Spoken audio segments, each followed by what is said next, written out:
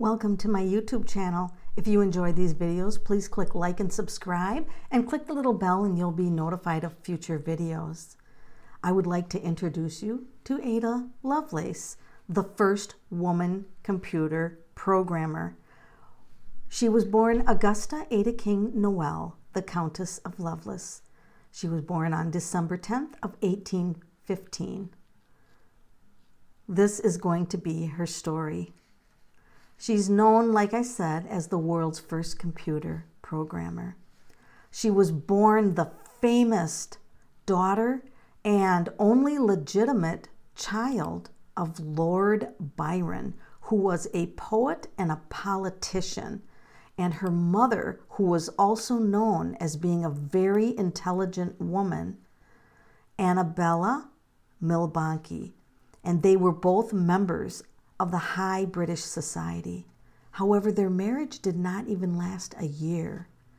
And her father left when Ada was a mere 8 weeks old, and he died when she was 8 years old. So she never knew her father. Her mother, who was valiantly protective of her, pushed her into the male-dominated field of mathematics. She used to force her to lay in the bed still for hours, thinking that it would help her intelligence. She emerged a woman far ahead of her time. She tutored with Mary Somerville, a Scottish astronomer, and physician William Fend. By the age of 12, Ada toured Europe and became obsessed with birds in flight. She imagined a flying machine that could flap its wings.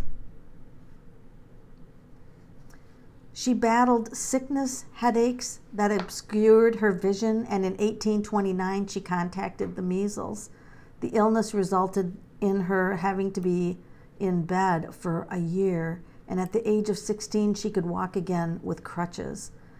In 1833, when she was just 17 years old, she attended a party hosted by Charles Babbage, known as the father of the computer. Charles would unveil these huge machines, sometimes 45 feet tall by 10 feet wide, and he said he had larger ones.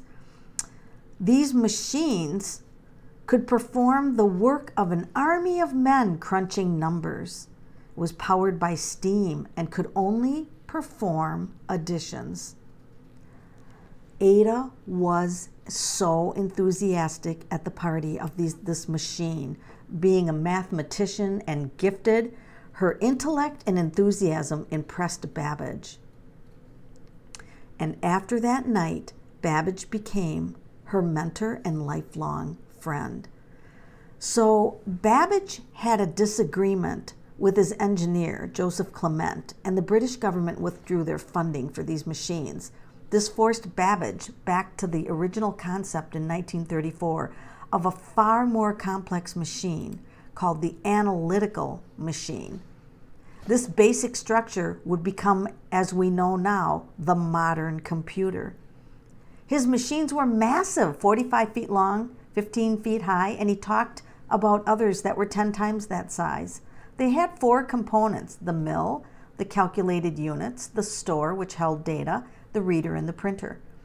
Ada, fascinated by all this, decided to tour the cotton mills of north of England, where the loom industry was automating weaving of patterned silk, and it was controlled by a series of punch cards. The workers were protesting the machines replacing their jobs.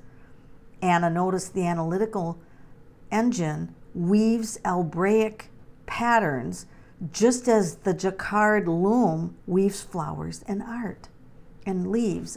flowers and leaves. She was combining, not realizing it, art with science.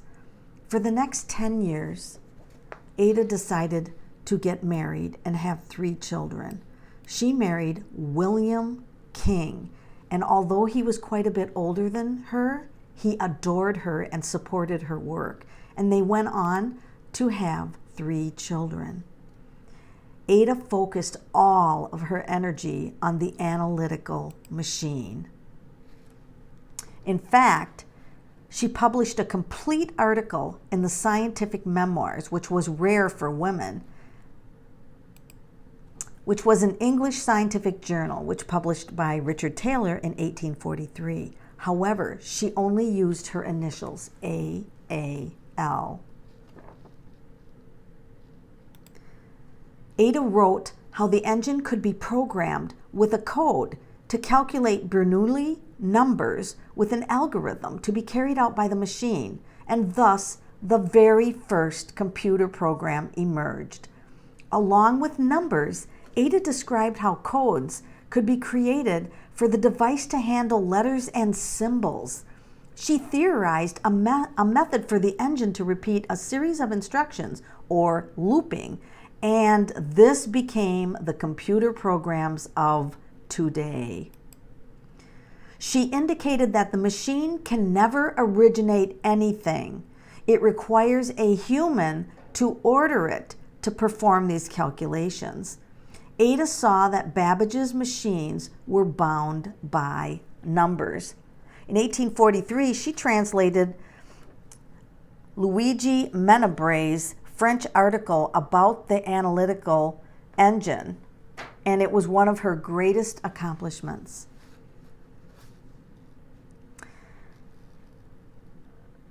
She married William King when she was 19 and he was 30.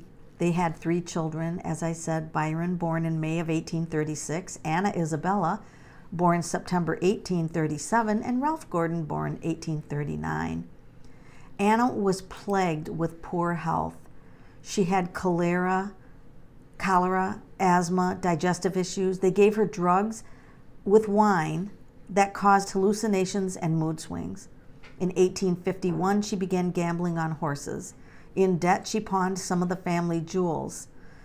In 1852, she became ill with uterine cancer and died November 27, 1852, at the age of 36, which was the same age as her father when he died. On her deathbed, she made a request that she wanted to be buried next to her father in the vault inside the Church of Mary Magdalene in a small English town of Hucknall. The present day, there is an international celebration that takes place the second Tuesday of October every year, Ada Lovelace Day, founded in 2009 by Sue Sharman Anderson, who wanted to recognize women in science. She is known for combining art with science and bringing forward the power of numbers and symbols as a form of instructions for machines. So when you think about it, numbers tell machines what to do. That's absolutely fascinating. So I did a tiny bit of numbers on her and Charles Babbage, because they were the brains behind our computers today.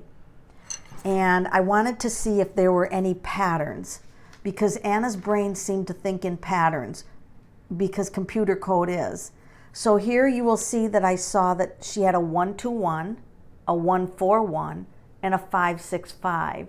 So I thought that was interesting, that there was a number with 2 of the same numbers around it. Her first name is a 1. Her date of birth starts with a 1, and she's got a 121 here. So her first name contains STA 121, and here we have 121. So and then being a 1 for her birthday and a 4 for her personality would make her very analytic. The 9 for her life path would make her a teacher. She would be very logical, analytical, enjoy structure. And she died on the 27th, which is a 9-day. Looking at Charles Babbage, she invented programming. He invented the computer, and the adding machine he started out with. So the 2 of them made a perfect blend for bringing us modern day computers. So for him, I just happened to notice 122 here, and I saw 122 here, and I found that to be interesting. She has a 121 and he has a 122, and he was born first because he was quite a bit older than her. So it's almost like she, it's just funny how their numbers work. But he is an 8, which is power, strength, attention to details. And he also died on a 9-day. They both died. He died on the 18th, which is a 9-day, and she died on the 27th, which is a 9-day. So for their numbers really did support the work that they did.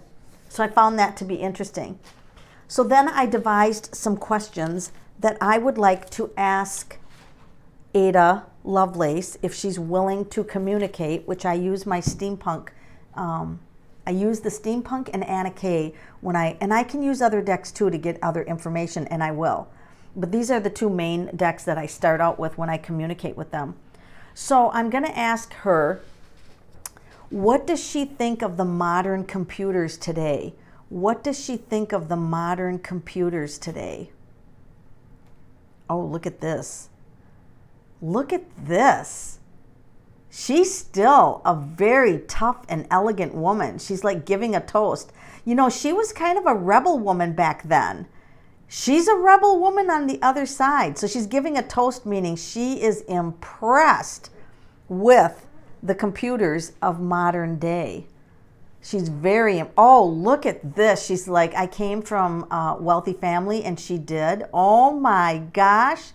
And if you look at how proud she is here, and then you go back to the painting that was done of her. Let's see if I can find it. Look at this. So notice how elegant she is in this painting. And then notice how elegant. Look at this. I mean, she is really, and still to this day on the other side, an elegant woman. And then I wanted to ask her if she was with Charles Babbage. Are you with Charles Babbage, or did you meet up on the other side? Whoa, 2 cards came. There he is. She met up with him. And look at that, steam coming out of the back, and he did steam machines. Oh, you just cannot make this stuff up. This is way, way too exciting. And he's still playing with his machines, she said. Firing off the machine. He's still playing with the machines. And look at this. This is 8. And might I remind you that Charles was born on the 26th, which is an 8.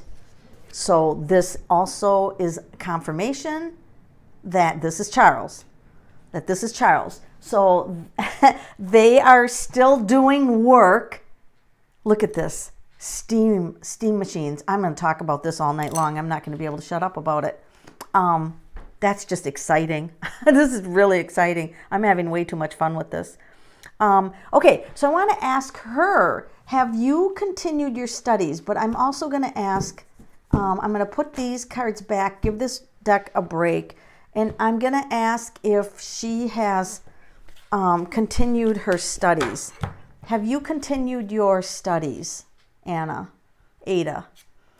Oh, she has. That's a spiritual card, and she's met up with other people. So she's met up with other people who also, from the spirit side, because this is the wands, and that's spirit, and this is the 4. And might I remind you that her personality is a 4. So she has met up with other people, and she's still continuing her work. She did make a statement. She did make a statement about her mind was timeless or something like that. I'm probably not doing justice to it. Sorry about that if I'm not. But it was a brilliant statement.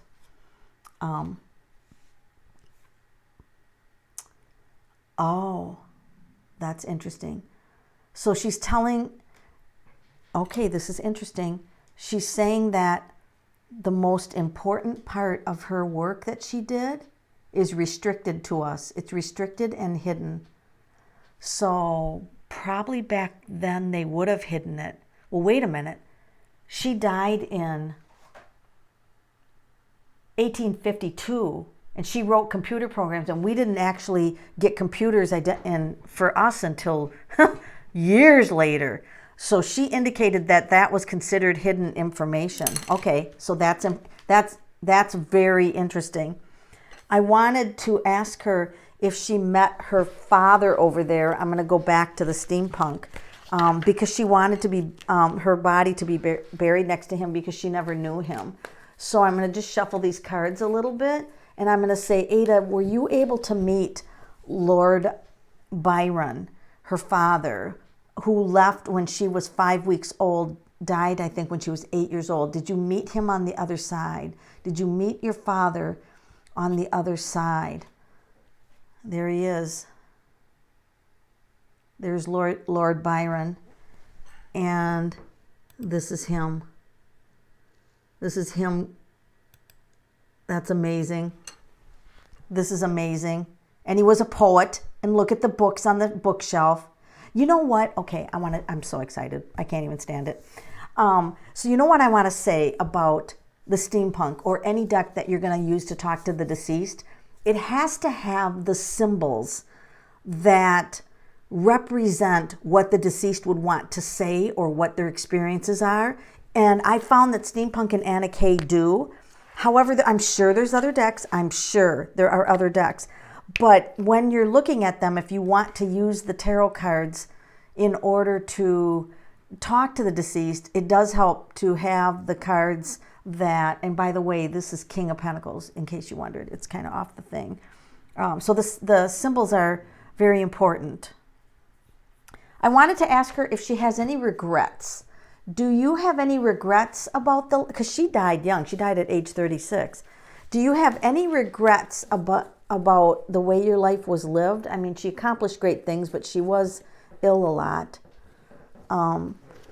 She's able to do things beyond the grave. She's able to have an impact. See the hand coming out? She's able to impact. She's able to come and have an impact. But this also is the yes, she did have regrets. What was your biggest regret that you would have, Ada? Loss, and that's the illness, that she had to die from illness. Because she said she had so much more work to do. She had so much more work to do, and she would have rather been healthy and done it from the other side. And this is 3 representing her 3 children. She had a terrible loss having to leave her 3 children as she passed away early. So, yeah, I can understand that being a regret. I'm so thrilled to be able to communicate with her. You don't even know. This is really exciting. What do you want us to know? If you're to give us a message, and I'm going to use 2 sets of cards for this. So here's the first one. What does she want us to know right now?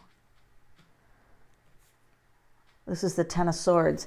So we're in troubling times. We're in troubling times. And what else do you want us to know? I'm going to use the Universal Weight and just pull out a couple cards. Okay, so even though we're in troubled times, we are being guided out of these troubled times.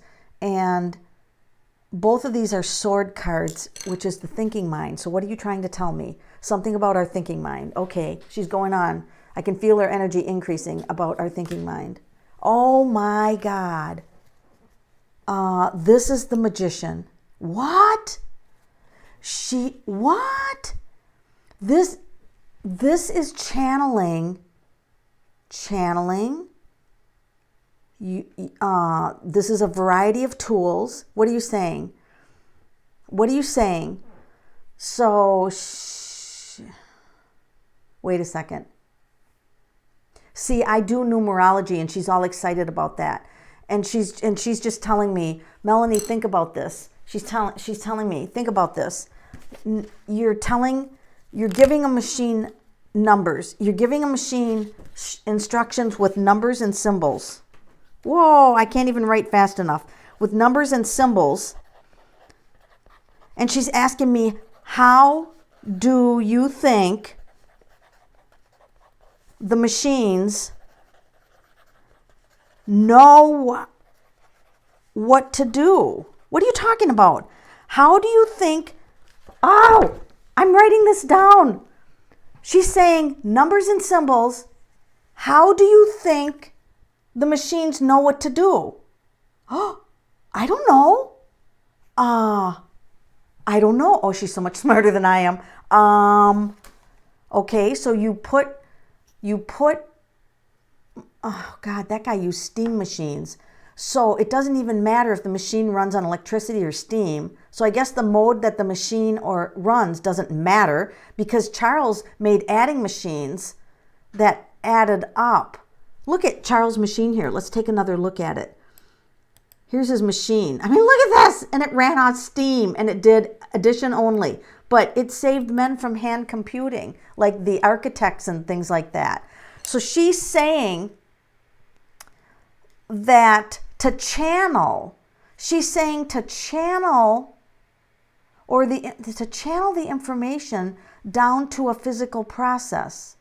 To channel the information down to a physical process. Whoa. Okay. You know what she's telling me right now? She's telling me that I'm talking to her using symbols and numbers. That the cards are like the machine, are like the computer. I'm looking at the symbols, and I'm able to communicate her thoughts to me through these symbols on the card.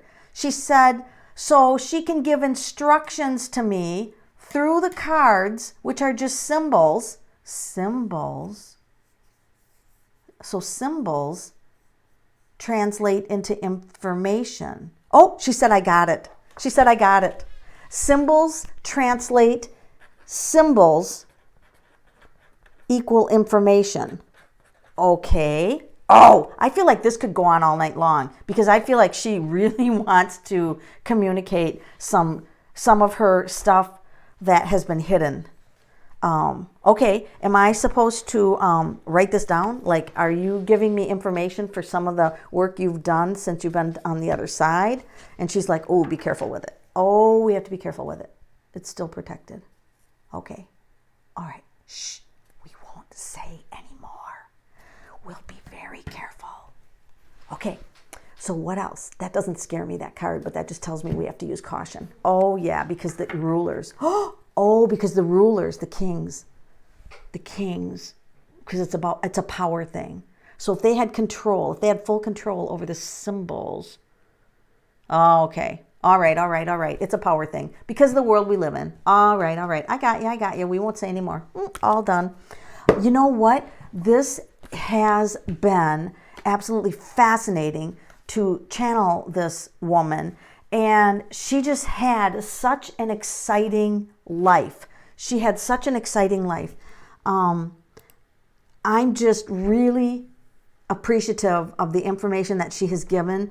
And I think there's more to come. I think there is more to come on this woman, that she's still doing things from the other side. So this is something. I am reading tarot cards. Those are symbols on the cards. And I do numerology. And I can actually tell people a lot about themselves through numerology.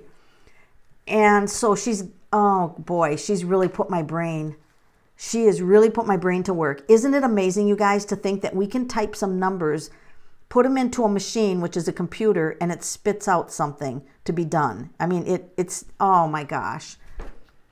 This is deep. I'm going to have to think about this. All right. So, you guys, thank you for joining me. Thank you for liking and subscribing to my channel. We are going to dive into mysteries like this because this is just the beginning.